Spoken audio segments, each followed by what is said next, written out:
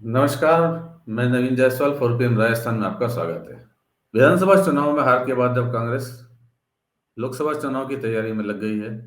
कर्णपुर उपचुनाव के अंदर जो जीत मिली है उससे कहीं ना कहीं कांग्रेस में थोड़ा उत्साह का संचार तो जरूर हुआ है, कुछ आत्मविश्वास लौटा है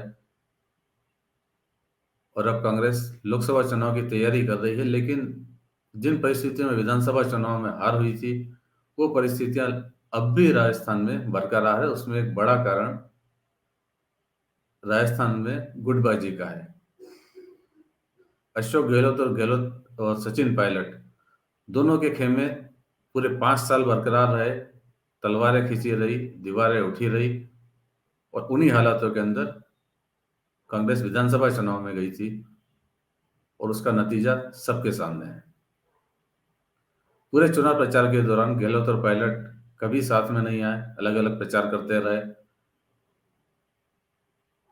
कांग्रेस अशोक गहलोत की सरकार के नाम पर चुनाव लड़ा, उनकी योजनाओं के नाम पर चुनाव लड़ा, लेकिन सचिन पायलट कभी उनके साथ नहीं रहे। सचिन पायलट अपने समर्थकों के साथ प्रचार करते रहे, अपने समर्थकों के लिए प्रचार करते रहे और जब नतीजा आया तो उसमें साफ समझ में आया कि सचिन पायलट की उपेक्षा भी एक हार का कारण रही।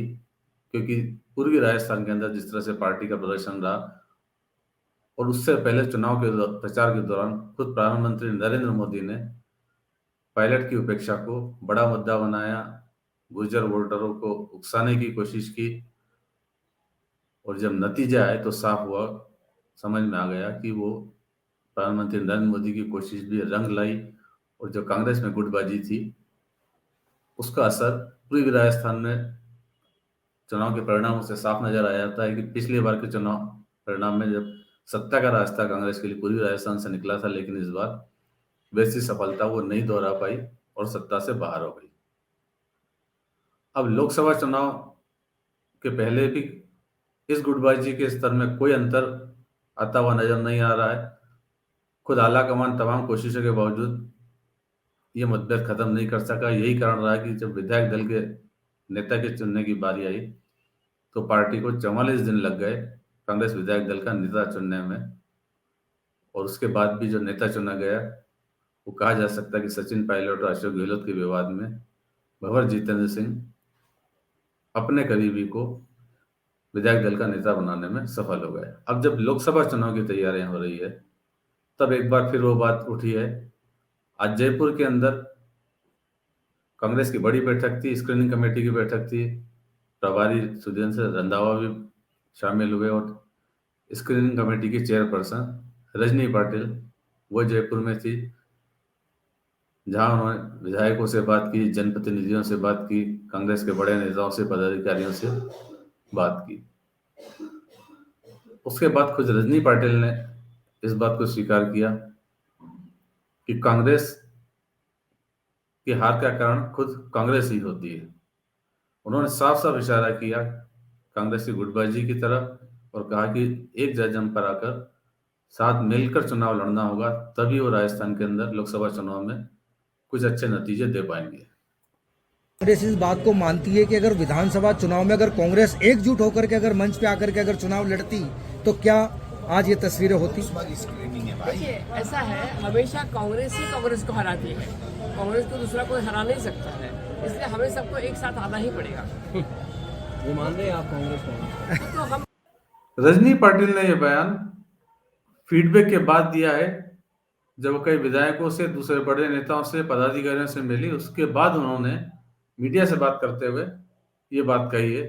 तो जाहिर है कि कांग्रेस में जो गुटबाजी है उसका एहसास पार्टी को है और लोकसभा चुनाव में उसके लिए एक बड़ा खतरा बना हुआ है। वैसे कांग्रेस के पास इसके बावजूद एक दूसरी बड़ी चुनौती भी है और वो चुनौती है लोकसभा चुनाव के लिए प्रत्याशी ढूंढना।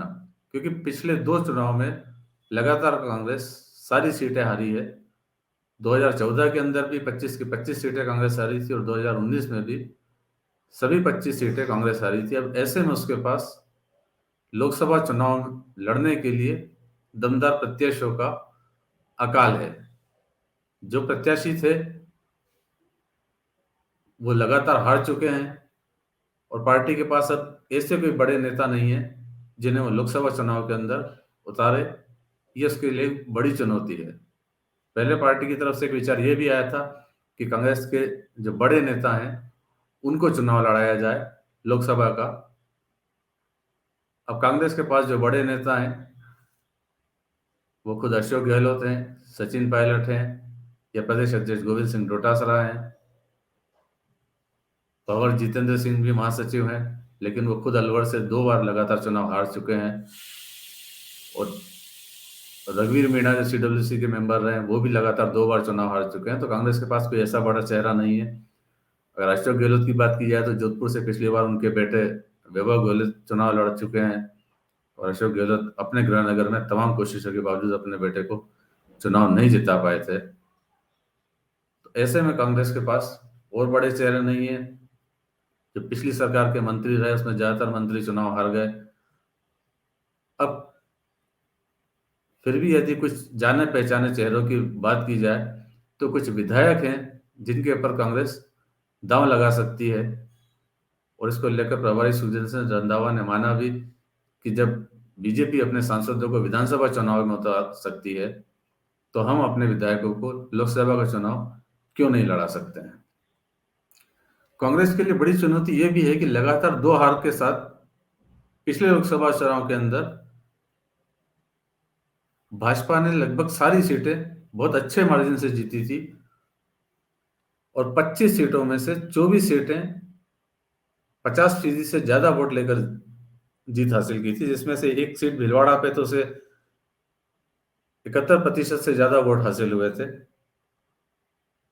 और 11 सीटें 60% से ज्यादा वोट लेकर बीजेपी ने जीती थी। सिर्फ एक बांसवाड़ा की सीट थी जहां पर उसे 50% से आधा फीसदी कम वोट मिले थे। दूसरी तरफ कांग्रेस की स्थिति पिछली बार लोकसभा चुनाव के अंदर अच्छी नहीं रही। वोट प्रतिशत के हिसाब से यदि देखा जाए सिर्फ 3 सीटें थी जहां पर उसे 40% से ज्यादा वोट मिले, जबकि 5 सीटों पर उसे 25% से ज्यादा वोट या उसके आसपास वोट मिले थे। तो कांग्रेस का वोट प्रतिशत पिछले लोकसभा चुनाव के अंदर बहुत कम था।